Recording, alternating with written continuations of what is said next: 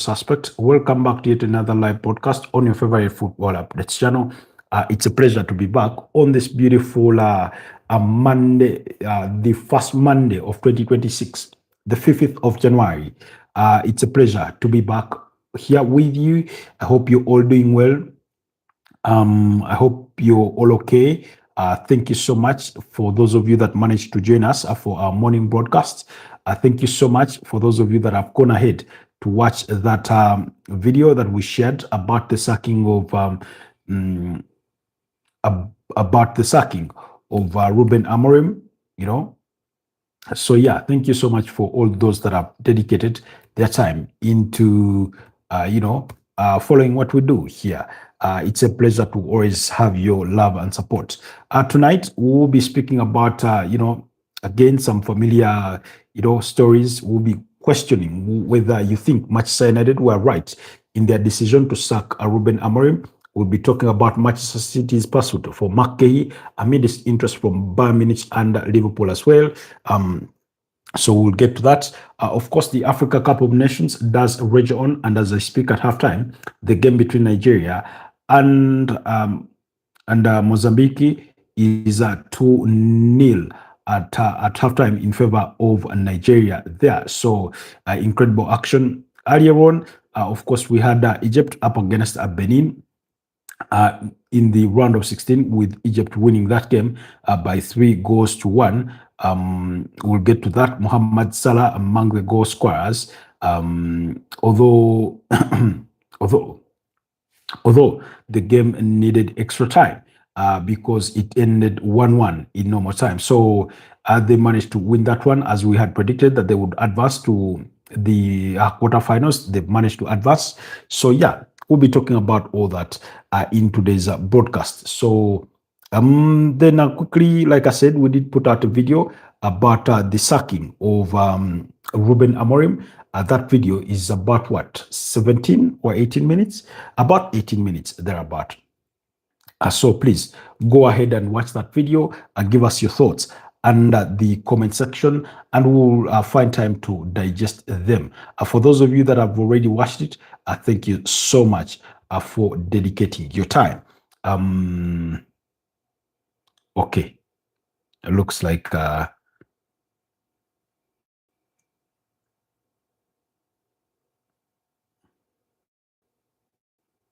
so yeah, the conversation will start from there. It will start with the AFCON.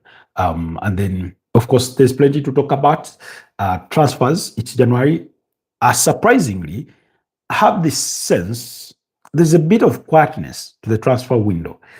I do not know why, particularly, whether it's due to AFCON, whether it's due to the ongoing rampage of sacking managers or parting ways with managers, with others' futures are already in question, for the likes of Nuno Espirito Santo, for the likes of Thomas Frank, for the likes of Sean Dyche, for the likes of Rob Edwards. I do not know, but there seems to be a quietness about the January transfer window, contrary to what we are accustomed to. Usually, even though the activity may not be in full plenty, like you often have it during the summer, there's a lot of rumor and gossip that makes the round during the period, But I feel that transfer news has been a bit mute. It's not that it's not there, but there's a way it's been mute, But anyways, it's perhaps understandable, particularly for the context of the Premier League, where you've had a change of managers at Chelsea with Enzo Maresca on the exit. And we are waiting to see if it is Liam Rassinia who is going to be appointed. Now, today morning, Manchester United getting rid of Ruben Amorim. So yeah, perhaps that news is worthy of dominating any other aspect of the news that you would want to come to the forefront. Perhaps that's the reason, and I do hope that is the reason. But usually around the big teams, you hear a lot of chatter, but Liverpool are quiet. Manchester City, even though they have interest in Antoine Semenyo and Marc Guehi, largely it's not too much chatter. And then when you look at Manchester United, literally, it's like it's not even a transfer window. Arsenal are not having a say on it, and for a team that has possibly the best squad in the Premier League, perhaps that's understandable. But anyways, we'll start off on home soil, where, like I told you, Egypt needed extra time to knock out Benin by 3-1. Mawani Mawan Atia scoring in the 69th minute to give Egypt the lead, but that lead was cancelled out by Jodel Sow in the 83rd minute, which eventually sent the game into extra time. It's not the game I managed to watch because at the time of its play, that's when power went off. A typical Ugandan style or typical African style, power went off. And so I missed out on watching that game. But based on the statistics that I've been able to look at, it feels like it felt like a knockout sort of stage competition game where teams are not giving away too much. Even those that you think are stronger play with a bit of caution, play with a bit of a handbrake on, because the last thing they would want is leave themselves exposed into getting easily blown away by what you pass for a weaker team or an underdog. Make no mistake, all the teams that have made it to the round of 16, of course, are very, very strong teams, even though they're not of the same strength or same magnitude or same size or same pedigree. They are still formidable opponents. Again, the perfect example I can give you is when Mali were knocking out Tunisia, the 2004 champions, the other day, 3-2 on post-match penalties. You could see that Mali were down to 10 men, but they still showed that fight, that grit. They did it all. They went a goal down very late on in that game, and somehow they kept pushing, and they got a penalty, which Sinayoko converted to restore parity in normal time, and went into extra time, still with that one-man disadvantage, having had a red card for Koulibaly in that game, but they still did not wither down.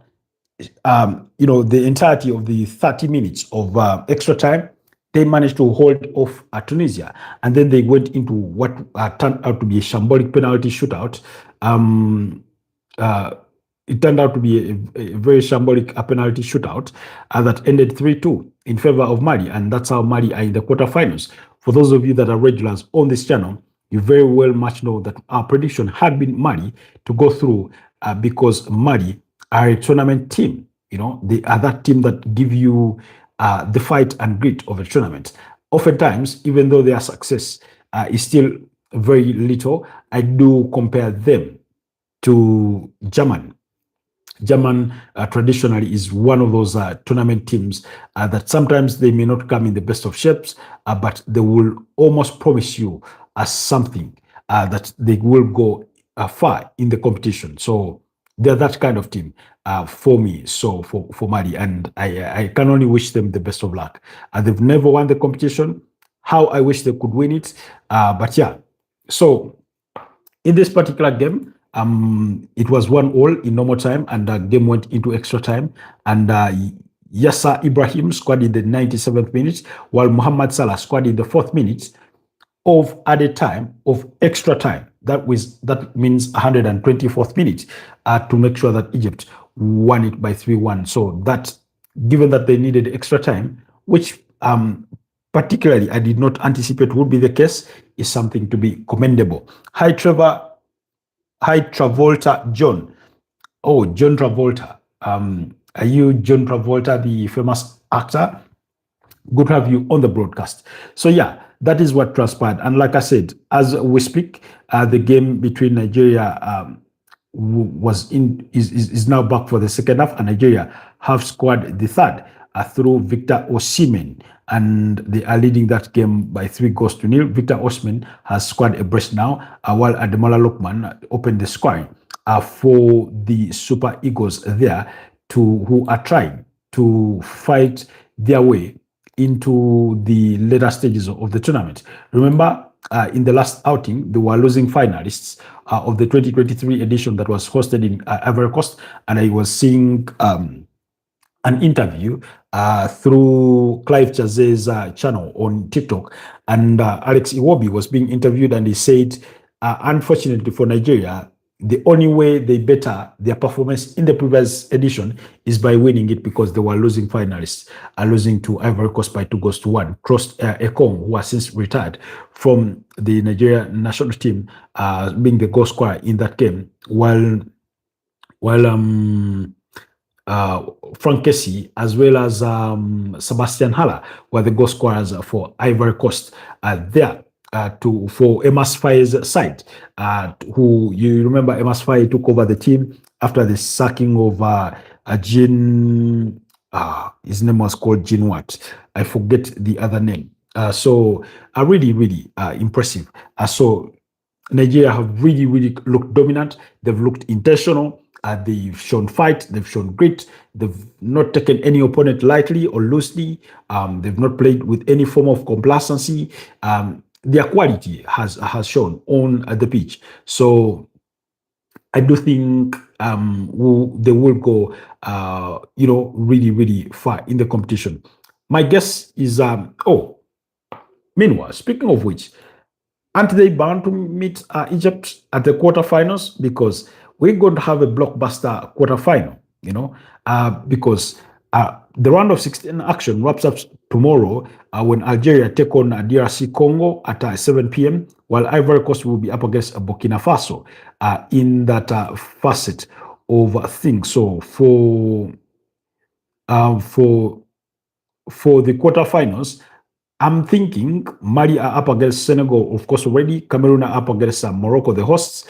But Nigeria could be destined to take on Egypt. And then, of course, whoever goes through between DRC Congo and Algeria will meet whoever goes through between Ivory Coast and Burkina Faso.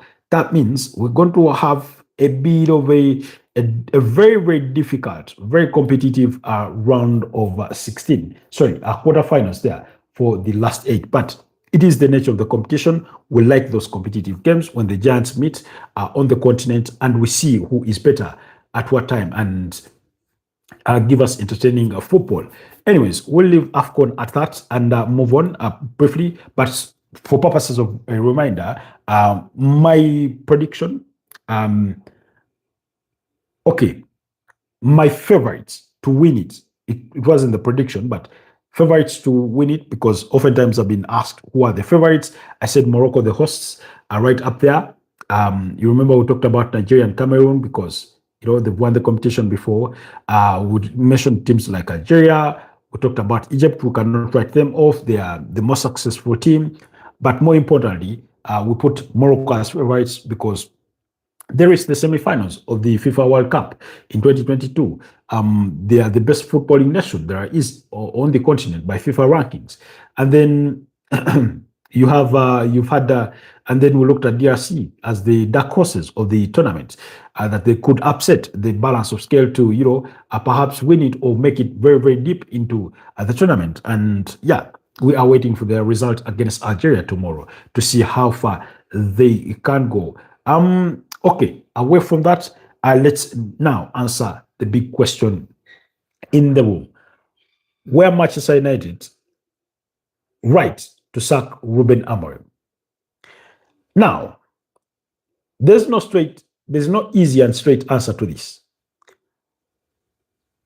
Because if you rid yourself of any biases whatsoever and you look at it objectively, Manchester United, Ruben Amorim, is Manchester United's 10th manager since the departure of Sir Alex Ferguson. That's permanent and interim bosses combined. Count along with me as we go through them. It was David Moyes who succeeded Sir Alex Ferguson. He was sacked before the end of the year, despite having signed a 6-year contract. Ryan Giggs took over as an interim. Then Louis van Gaal came in and steered the ship on.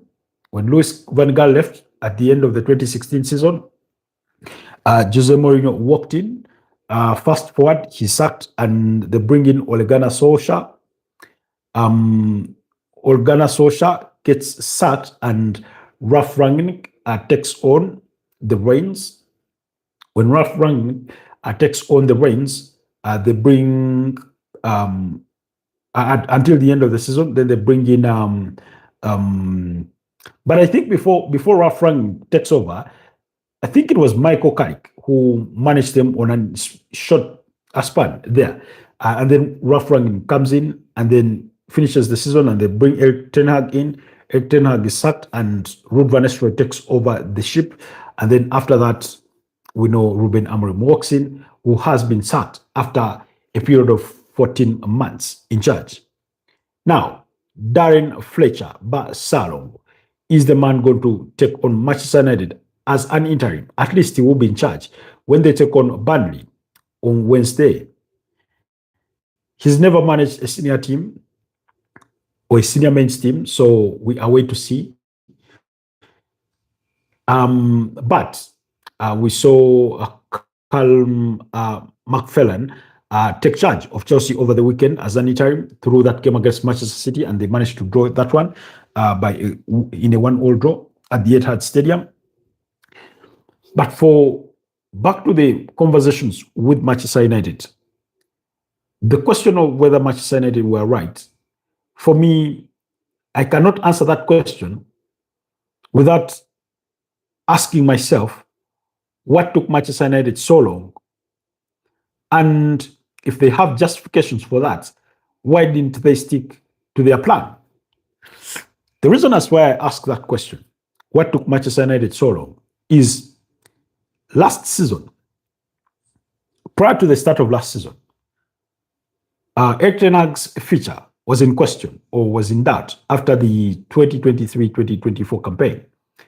They had not done well, but somehow they managed to win the FA Cup. Shanira Nakamiya, hi Shanira, good to have you on the broadcast. Thank you so much for saying hi. Kindly like the broadcast, but also consider subscribing to the channel if you're new here. And do let me know where you're joining us from, and perhaps what team you do support. Poison HJ5PQ, hi, how are you doing? Good to have you on the broadcast. Do let me know where you're joining us from on this beautiful night or evening. For us, it's 23 minutes past the hour of 11 p.m. here in Kampala, Uganda, where I do come to you live from. So, back to the conversation, or to the gist of the conversation. Prior to the start of, in the aftermath of the 2023-2024 campaign, Manchester United had not performed really well. And somehow, they had managed to end the season not trophyless, because we all remember they won the FA Cup, beating, I think, their rivals, Manchester City, by a goal, was it 2-1, to ensure that they finished the season with a trophy. Now, on the league table, they finished eighth, and with 60 points. And here's the funny thing, by the way, about this whole thing. They had as many as 60 points, which in another season, 60 points would help you finish higher than 8th. But it was a very competitive season that ended with Manchester City as champions, 2 points ahead of second place Arsenal. Liverpool were third with 82 points. And that tells you the story of how competitive it was. And then you had Aston Villa in fourth with 68 points, 66 points for Tottenham Hotspur, who finished fifth. Chelsea finished sixth with 66 points as well. Tottenham finished fifth with 66 points. Chelsea finished with 63 points in sixth place. You remember that season when Mauricio Pochettino was in charge. And then seventh place was Newcastle with 63 points, and Manchester United. Apologies. Yes. Newcastle had 60 points and Man United had 60 points. Now, but that's not the gist. Having finished as low as 8th, having not qualified for Europe directly, because they eventually qualified for the Europa League by the virtue of having won the FA Cup. There were question marks over Erik ten Hag's future. Should he be sacked? Should he not be sacked? And because he had won them a trophy, a lot of people said, well, there were extenuating circumstances like injuries and things like that. Perhaps he did not have sufficient playing staff in terms of quality, in terms of what he needs. Let's cut him some slack. He's won us a trophy and give him another season, which was the third season, which would have been the final year of his contract. But Manchester United, in their own clause of the contract, had an option to extend for a further year. So, as he enters the final year of his contract, they decide to activate that option to extend his contract by a further year to have him essentially having 2 years. But as they did that to do the season review and everything, by that time, Ineos has taken over with Sir Jim Ratcliffe having bought 25%, which he further later increased, I think, to about 27 or 28% stake in Manchester United, which gave him controlling interest in the form of managing the day-to-day football affairs of the club. So they review the season. They go on to interview candidates, potential replacements for Erik ten Hag, which essentially told Erik ten Hag, you do not have a job, before they made their final decision. They looked at managers like Enzo Maresca. They looked at Kian McKenna of Ipswich. They spoke to Thomas Tuchel. Who was the other? Those reports are that they spoke to Mauricio Pochettino. And at the end of the day, they decided, let's stick with Erik ten Hag, extend his contract by a year, or exercise that option that we have in his contract to extend it for a year and see. Now, they did not just stop at extending his contract. They went on to back him in the transfer window to bring in a cohort of players, the likes of Nusa Mazraoui, Matthias de Ligt, Joshua Zirkzee. All those were players that were brought in to Leny Yoro, Manuel Ugarte. All those were players brought in for Erik ten Hag entering his third season to try and get things right. Unfortunately for Erik ten Hag, the 2024-2025 season started poorly for him. Now, there was a baggage of doubting questions, or the doubting Thomases of this world, transposed from the previous season into the following season. So as soon as results weren't going his way, they called for his head on the spike. And Sir Jim Ratcliffe and his hired guns, for, when I use the word hired guns, I mean the experts that he's hired to help run the club, the CEO Omar Barida, the Jason Wilcox of this world, and then I think at the time, I think they had Danny Ashworth, was it? Maybe not yet, but around that period. So they come to the conclusion that let's let go of the manager. So they sack Erik ten Hag, and Ruud van Nistelrooy guides them through about a period of about 4 or 5 games, for which he did really, really well.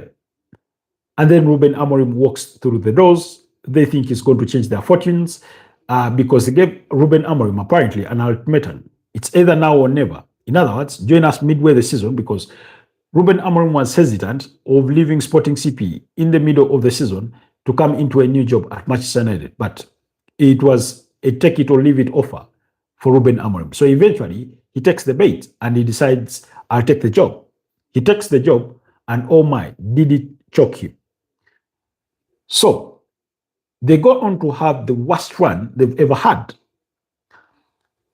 including scrapping their way into the finals of the UEFA Europa League, which they lost by 0-0 against Tottenham. Now, once they lost to Tottenham in the finals, a lot of people, that was a San Mames, a lot of people deemed it unacceptable.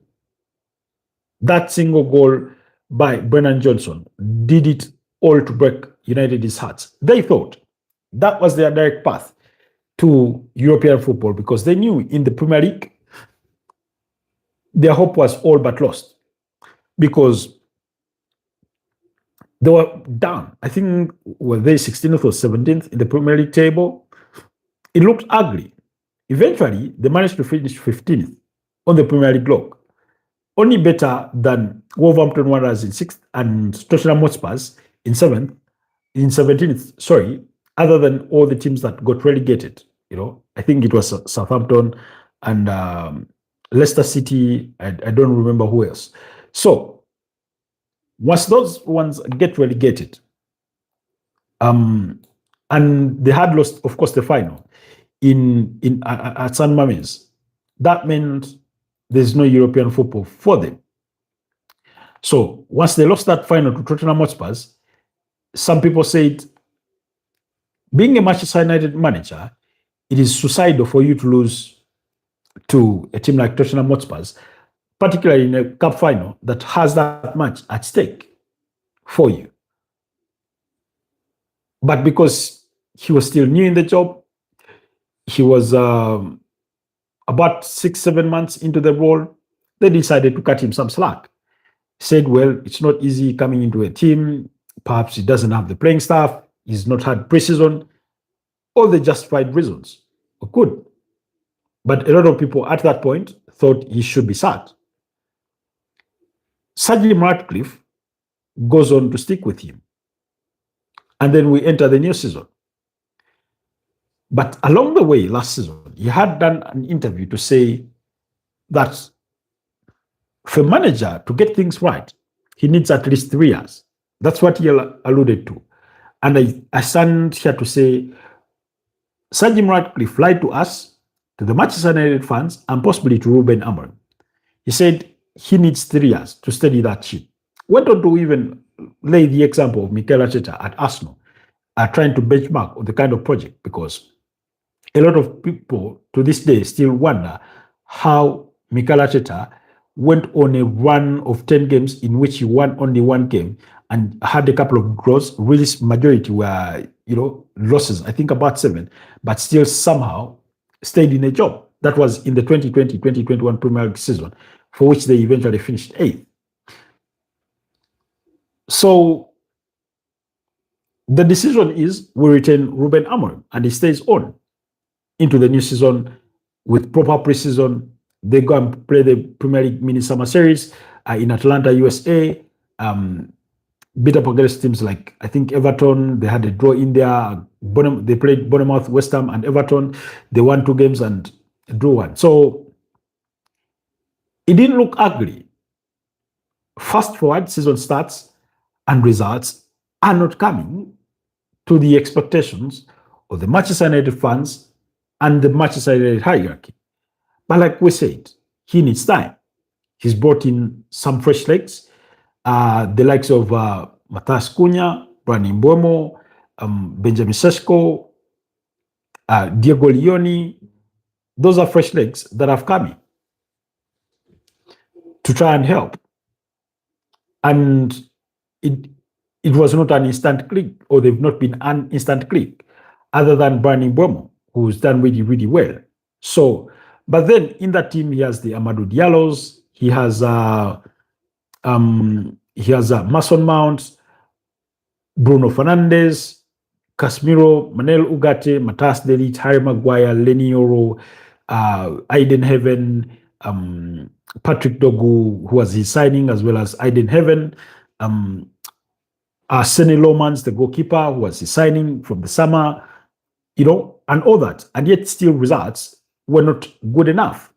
Now, the question is, when is the results were not good enough? Were they better than what they were last season? Because from what I do gather, last season, I think they finished the season tally with about, last season, they finished the season in 15th with the tally of 42 points.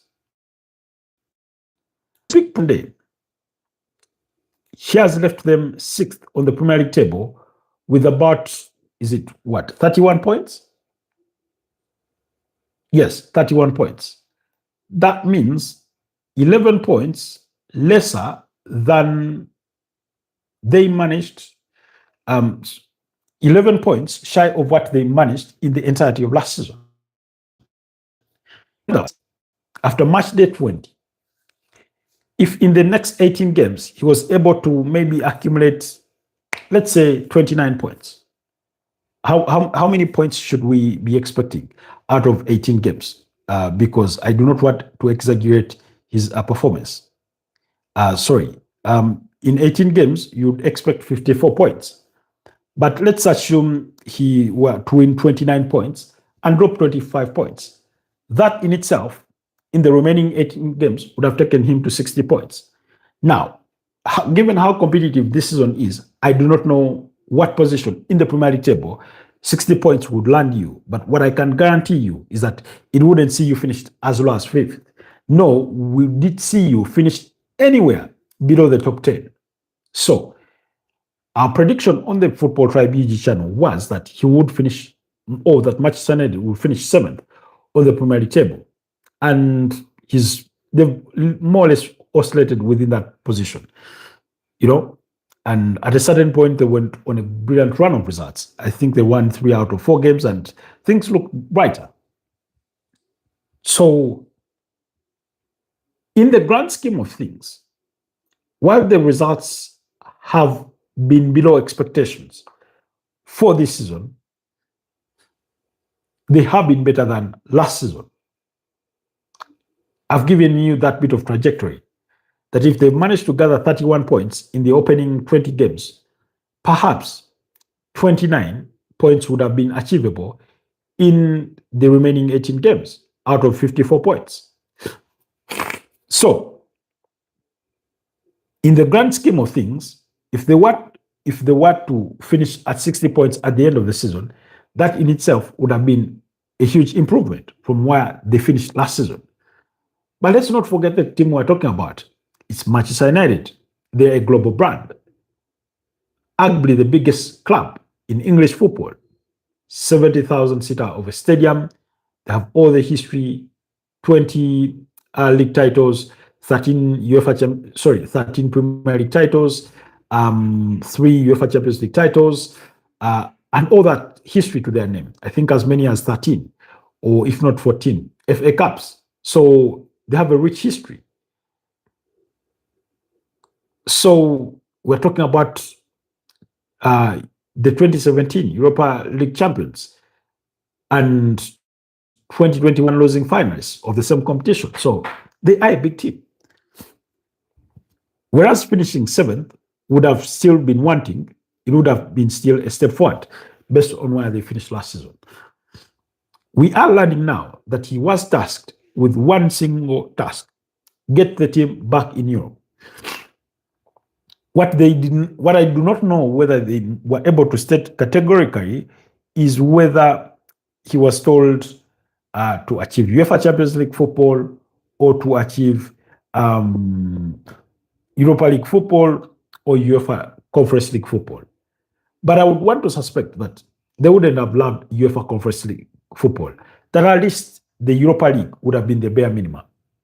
And if at a certain point it came based on performance of how English teams perform in the UEFA Champions League, that a 50th place finish in the Premier League would still earn you UEFA Champions League football, then possibly they would have finished 5th. And maybe they get UEFA Champions League football. That would have been the target. We started the season reviewing Manchester United, saying they do not have European duties, so that means they'll be well rested.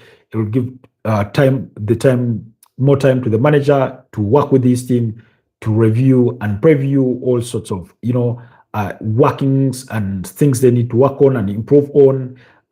We knew the EFL Cup was going to come at some point, but again, it wouldn't be too much of a headache because it comes one game once in a month. Unfortunately for them, they bow out at the earliest opportunity at the hands of Grimsby Town, which looked really, really ugly on Ruben Amorim. But, well, that was all swept under the rug to say, yeah, it's a bad result, it's a poor performance, but it's a one-off, forget it. Let's look forward to bigger things. So, that meant that they play one game literally every week, or at most 2 games, because they're only playing in the Premier League. They have no European football. Did the results improve even when they were well rested and had all the time to train? They improved compared to what they were last season, but still below average for a team like Manchester United. And that's why I said, in the grand scheme of things, it's not as bad as it was last season. And it did not appear to be bound for the same destination. However, the last two games, particularly, the one all draw against Leeds United, but more importantly, the one all draw against Wolverhampton Wanderers at Old Trafford, those results have been really, really questionable.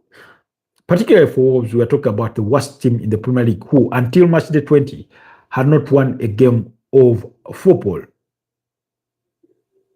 in the Premier League. And meanwhile, Nigeria have scored the fourth goal in this game. So it's 4-0 to Nigeria against Mozambique. So, when I look at it that way, or when I assess it that way, that's why I said there's no easy answer to this. How much Senate been right to sack Ruben Amorim now? And I said to answer that question, we needed to ask what took them so long. So now we've understood what took them so long and the circumstances or the context within which we arrived to this stage. So, whereas those draws were wanting of the performances that we saw, the man himself was a bit stubborn.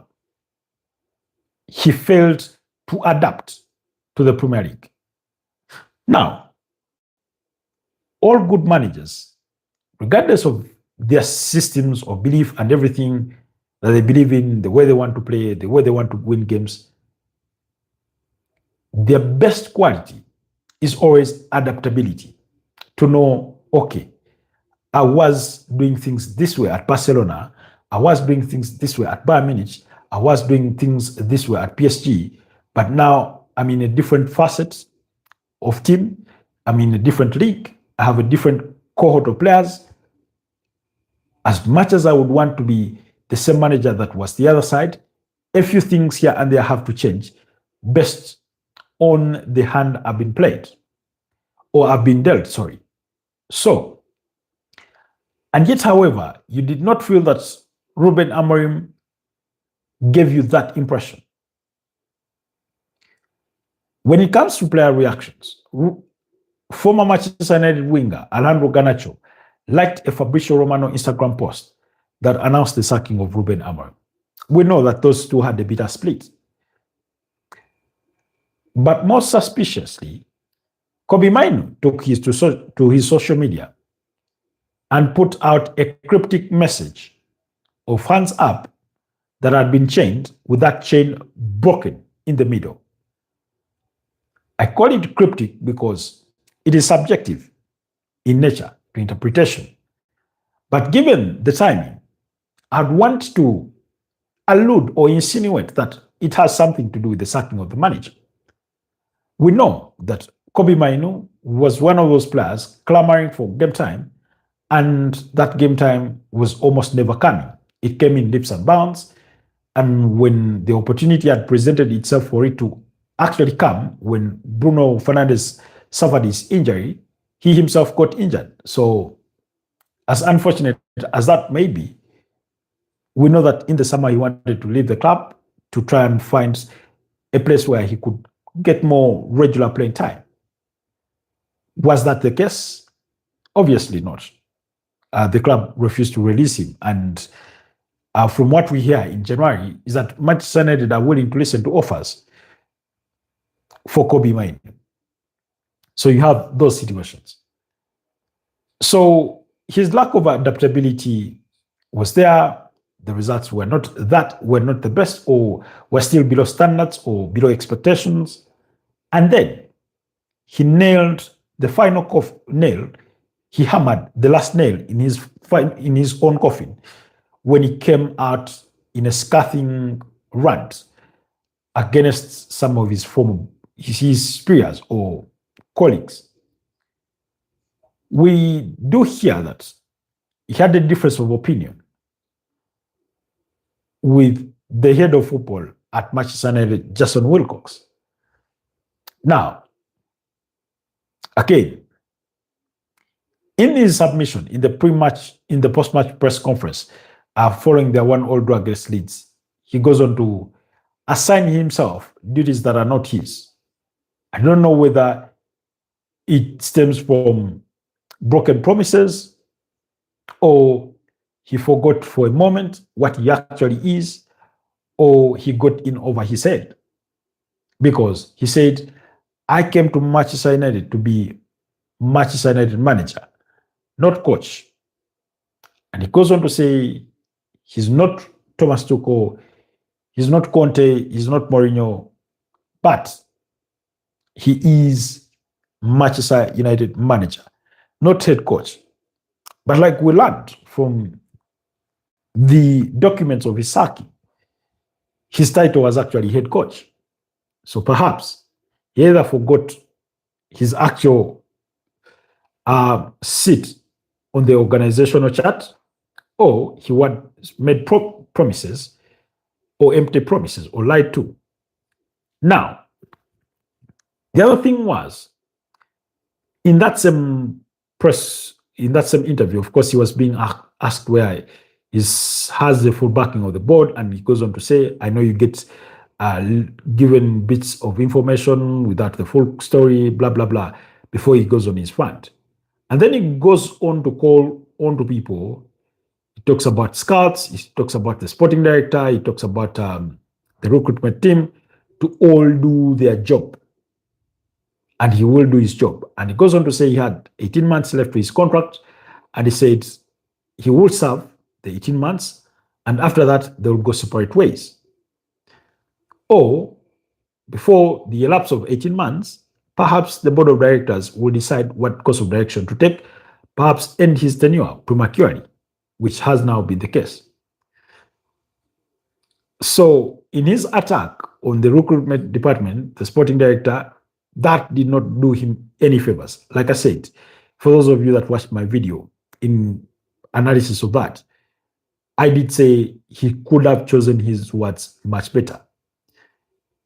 He's often referred to as an honest person. In other words, he tells you the truth for what it is. But when it comes to team management, you can't still be honest while being a bit skewed in your selection of words.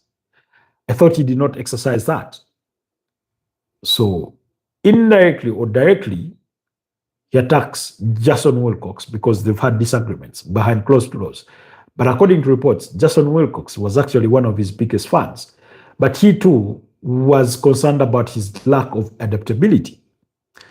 And at one point, they discussed how the 3-4-3 system or the 3-4-2-1 system evolves. And he did not seem to be into that. He did not seem to be well into that. It made him angry at the mere suggestion of it. At some point, he changed to a back four, got some results, and retreated back to a back three. So, but also to take you a little bit back, Ruben Amorim, prior to the end of last season, he had hinted about resigning or stepping down. And I remember talking about, even this season, I think on about 2 or 3 occasions, he had talked about if he is not the right person, he will step down. But particularly last season, he said, I'll waiver my payout. I won't demand for anything. I simply step away. And I found that a lot questionable, because when you have those feelings, we don't know where they stem from. Whether from your self-doubt that you're not good enough for the job that you've been tasked to do, or whether you're not feeling supported well enough that you'd rather bow out. You do not just come out and blatantly say that. So it's been a combination of factors that have culminated into the sacking of Ruben Amorim. But for me, in the grand scheme of things and the timing of it, I do not deem it the right decision. We have been here before. The question is, how better do we get this time around than we were previously?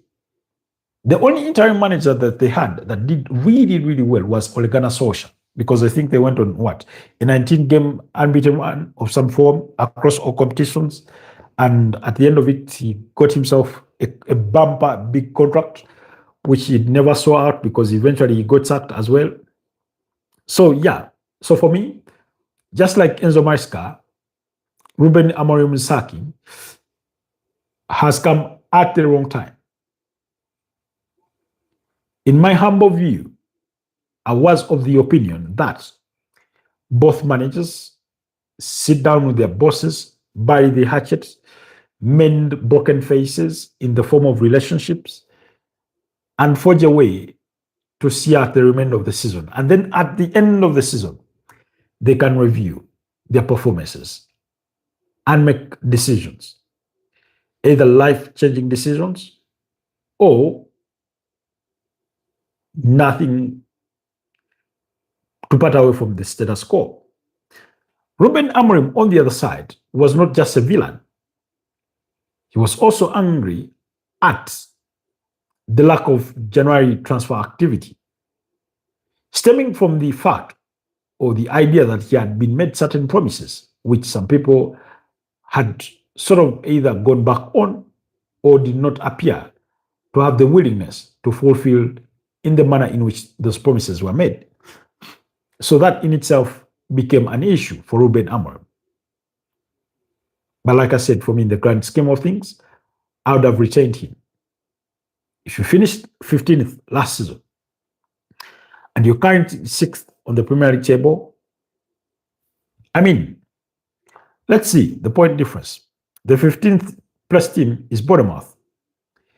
They are 8 points behind a 6th place Manchester United, because Bournemouth have 23 points. Manchester United, this is what? Are fewer points closer to the top 4 than they are to where they finished last season. Because it's only 3 points that separate a 4th place Liverpool and United in 6th. So if that in itself is not progress, I don't know what it is. The fact that it may not be sufficient progress, I do not think is a doubt for any objective person. But I do contend it's better than where they were last season. So, in this disbelief or disagreement of the kind of system that he deploys, how he handles certain situations, you always felt that when you look at that table, there's signs of progress. But because even the signs of progress are still average or even below average by Manchester United standards, you're always going to deem one thing. But for me, as his advocate, to see out the remainder of the season. Do let me know what your thoughts were on Ruben Amorim.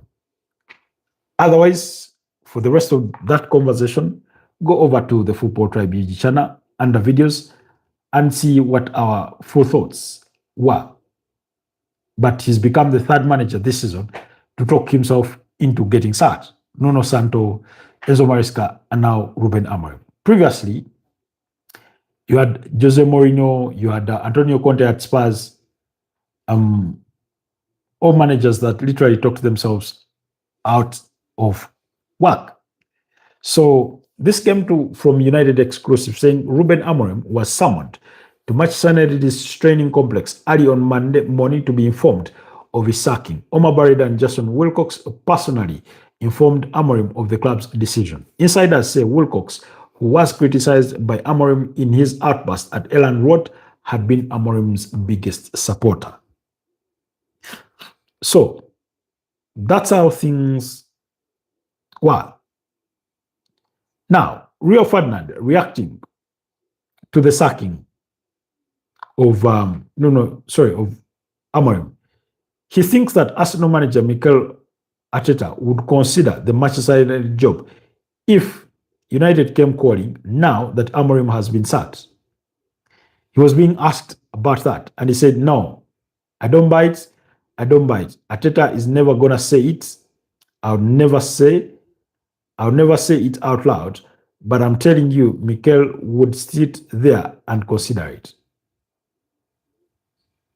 He says, I saw Amorim's last two press conferences and I was thinking, something isn't right here. This guy, one of his best traits and most likable things has been his ability to, to be quite punchy in his press conferences, upbeat, jovial. The last two that he did looked depressing. But, you know, let's move away from that. Fracture to his right leg. He will undergo surgery later this week. Timeline for a return unclear at this stage. And we know for a fact that Manchester City already do not have John Stones through injury. Nathan Aki, seems to be in and out of the team, and that's why Manchester City are interested in Crystal Palace's Marc Guehi. They're not the only ones. They have not yet made their interest. They have not formalized their interest with the formal proposal, but they have interest in Marc Guehi in the wake of those injuries to Ruben Dias and Joshko Gvardiol, but particularly more Joshko Gvardiol. But Liverpool are still interested in the Crystal Palace captain, as well as Bayern Munich are reported to be interested. Now, back to Manchester United. Darren Fletcher is interim. But according to Fabrizio Romano, Ole Gunnar Solskjaer would be more than happy to return to Manchester United, but nothing has happened yet. Internal meetings are taking place. Among the candidates that the bookies are floating around early on is Enzo Maresca, recently formerly at Chelsea, Gary Southgate, formerly with the England national team, Ole Gunnar Solskjaer, formerly with Manchester United, Besiktas, and other teams. And then the other name is Oliver Glasner of Crystal Palace. Some other people want to add Newcastle's Ed Howe to the mix, but a lot of that talk will continue in the coming days speculatively until United have their man for a permanent manager.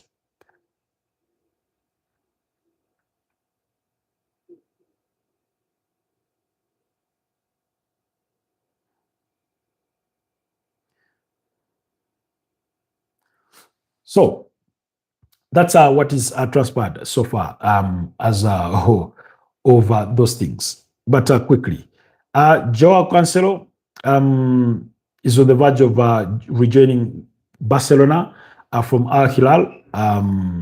Barcelona looking to sign him. Then also back to the Amorim conversation, United are set to spend about 10 million pounds in payout for the rest of his contract. I do not know what that means for his assistants, but he has already earned about 7.8 million pounds. And then remember the compensation of about 9.5 million pounds that they paid to Sporting CP for exiting him out of his job early on. The game between Nigeria and Mozambique has finished by 4-0 in favor of Nigeria. But yeah, it combined total of 27.35 million pounds, according to TalkSport, is what Manchester United will have spent on Ruben Amorim. Now, Edu Gaspar Dawood, former Arsenal technical director, Edu Gaspar Dawood, the head of global football at Nottingham Forest, is under increasing scrutiny ahead of Tuesday's huge clash between West Ham and Nottingham Forest. Remember, West Ham are under the charges of Nuno Espirito Santo. Nottingham Forest are under the charges of Sean Dyche. Edu Gaspar Dawood led the recruitment at Nottingham Forest over the course of the summer. The players that were brought in have not worked out. I don't know whether they were brought in for the manager that was in then, but they've since part ways with him, Nuno Espirito Santo, I think about after just 3 games in the season. And then they brought in Ange Postecoglou, who they sacked after 8 games in charge, having won none, lost 2 and drew 6. No, actually, drew 2 and lost 6. So they sacked him. Now, he himself is come under scrutiny. Doubts are growing over the ex-Arsenal sporting director's long-term future. And I remember saying this, by the way. I remember saying this because, okay, but before we get to what I said, apparently, Nuno Espirito Santo has been given an ultimatum because the game against Nottingham Forest tomorrow is West Ham are 18th, Nottingham Forest are 17th. 4 points separate the two sides. So it's a must-win game for Nuno Espirito Santo to save his job. But I remember saying this at the start of the season. I said that when Nuno Espirito Santo came out about their growing relationship with Evangelos Marinakis, I said at the time it would be better off for Evangelos Marinakis to part ways with Edu Gaspar Dawood than to part with Nuno Espirito Santo. But of course, he chose the other decision. And look what's happened to his team. They're not performing. Now there are questions over Edu himself.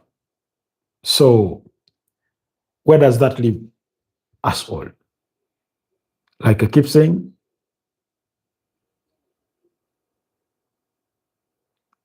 we'll have to wait and see. We'll have to wait and see how things span out.